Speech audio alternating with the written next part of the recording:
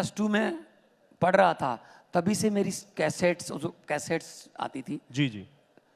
T series वगैरह में, cassettes आने लगी तो मैं सुपर हिट हो गया +2 में पढ़ता ही। पंजाब का बेस्ट कॉमेडियन का अवार्ड मिल गया मुझे, मतलब मैं भी मशहूर हो गया तो पिताजी भी फेमस हो गए। तब वही पिताजी जो रोकते थे, इंटरव्यू दे रहे थे एक बार किसी अखबार वाले को, हाँ मुझे पता था बच्चे में बहुत टैलेंट है, मैंने बहुत इनकरेज किया। मैंने कहा झूठ बोल रहे हैं, कोई इनकरेज नहीं किया है, हटा, मैं तो आप चढ़ते सूरज को सलाम है बस। तो मेरे पिताजी की भी ना जो सरकारी चिट्ठियां थी वो भी ऐसे आने लगी थी, महेंद्र सिंह फादर ऑफ भगवंत मान फलां फलां स्कूल। मैंने कहा जी सन ऑफ तो सुना है, फादर ऑफ क्या कब से चलने लगा है? वो कहते हैं मैंने ही कह रखा है कि तेरे नाम से चिट्ठी आ जाए, तेरे नाम से थोड़ा जल्दी आ जाती है, सब जानते हैं। अगर अच्छा भला करियर चल रहा था, एक आर्टिस्ट के तौर पर परफॉर्म कर रहे थे और आप इतने फेमस भी हो चुके थे, कटरीना कैफ के साथ फिल्में भी कर रहे थे, ऐसा क्या सोचा कि कटरीना कैफ को छोड़कर आप केजरीवाल के साथ आ गए?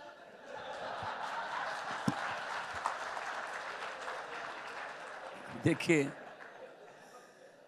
कटरीना कैफ को केजरीवाल जी से मत कंपेयर करें।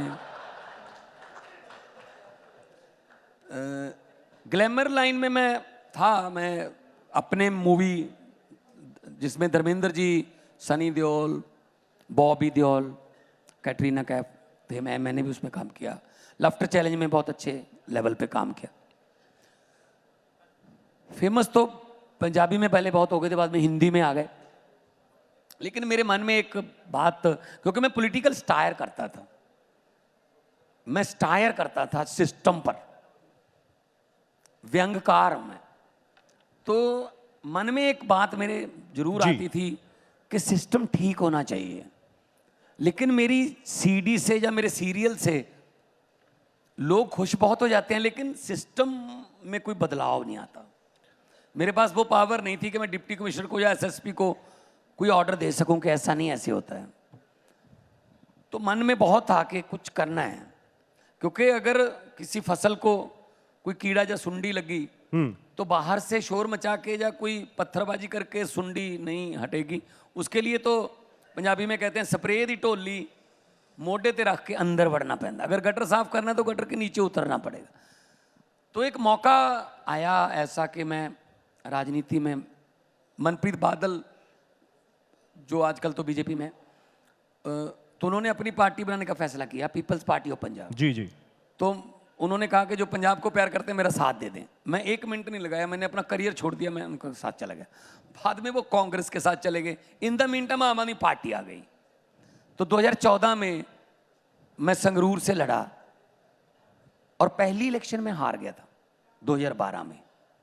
ये मैं बताना चाहता हूँ, बहुत सा झूठ सुन रहा होगा कि पहली इलेक्शन में हार गया था, लेकिन मैंने हार नहीं मानी। हारना और हार ना मानना अलग अलग बातें हैं। मैंने कहा बिल्कुल, मैंने कहा नहीं, अब आ गए हैं तो करना है।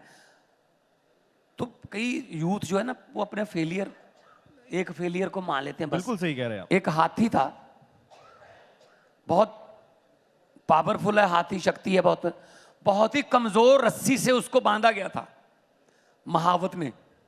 तो एक बंदा आया, कहता तू बहुत बड़ा रिस्क ले रहा है, ये तो रस्सी इसका एक आधे सेकंड का काम नहीं है, ऐसे कर दिया इसने रस्सी टूट जाएगी।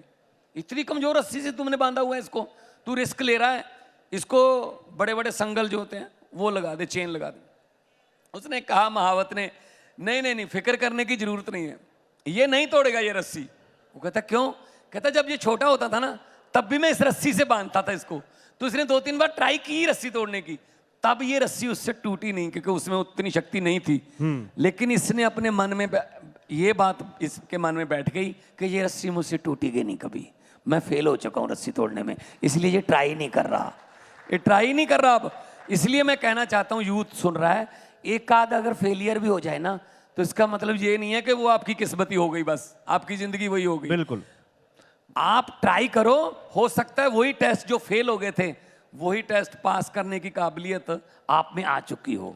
तो इसलिए कोई कहे कि भगवंत मान पहली इलेक्शन हार गया था तो मैं अगर छोड़ के चला जाता कि नहीं इलेक्शन मेरे बस का बात नहीं है, मैं लड़ा, 2014 में एमपी बना, 2019 में एमपी बना और दिग्गजों को हराया बड़े बड़े, और 2022 में सरकार बनी तो मुख्यमंत्री आ गए। दिग्गजों की आप बात कर रहे हैं मान साहब। तो मतलब ये है कि ना तो कोई तरक्की की उम्र होती है, बिल्कुल सही ना बात है। कोई सपने चुनने या बुनने की उम्र होती है। अब्दुल कलाम जी ने कहा है कि सपने वो नहीं होते जो नींद में आते हैं, सपने वो होते हैं जो आपको सोने नहीं देते। तो इसलिए सपने बुने। और आदमी बड़ा सालों से नहीं, आदमी बड़ा ख्यालों से होता है। क्या बात है। शहीद आजम भगत सिंह 23 साल की उम्र में शहीद हुए, आज भी वो 23 साल के ही हैं। कई बंदे 90-90 साल की उम्र में मौत का इंतजार करते रहते हैं। बुजुर्ग आसपास के पड़ोसियों को भी नहीं पता होता कि इनका बुजुर्ग मर गया या जिंदा है। इतनी गुमनाम जिंदगी। कहाँ भगत सिंह 23 साल की उम्र में, कहाँ 92 साल का बंदा है, उसका पता ही नहीं। बिल्कुल। सो आदमी बड़ा ख्यालों से होता है। बिल्कुल सही बात है। शहीदों और के ख्याल इसमें बड़े थे। वाकई आपने जो बातें कही इसमें कोई दो राय